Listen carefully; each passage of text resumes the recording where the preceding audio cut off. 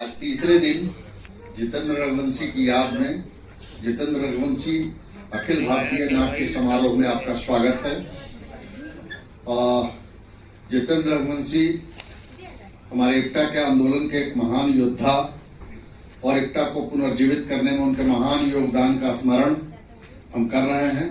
इसलिए कि हम सोचते हैं कि पुरखे कहीं नहीं जाते हैं, जब भी आपको जरूरत पड़ती है वो आपके हाथ की मिसाल बन के आपके पास लौट आते हैं।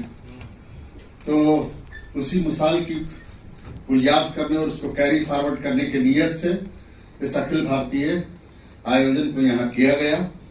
वो के हॉल में कम लोग बैठे हुए हैं, लेकिन मैं फैज के नज्म का एक टुकड़ा सुना के अपनी बात कहना चाहता हूँ।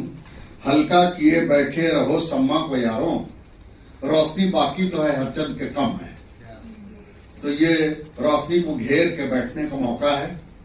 हमने अपने नाटक के जो विषय चुने हैं वो जिंदगी के विषय हैं। वैसे भी इप्टा की जो परंपरा रही है उससे आपकी वाकिफियत है। इप्टा के इतिहास पर चर्चा किसी और दिन, जब हम इप्टा का स्थापना दिवस मनाएंगे। लेकिन आज इप्टा की जो परंपरा रही है वो परंपरा क्या है? वो परंपरा ये है कि वो बराबर झूठ का एक माया लोक रचते हैं। हम यहाँ जमीन पर रहने वाले लोग उस नर्क की यातना की कथा कहते हैं।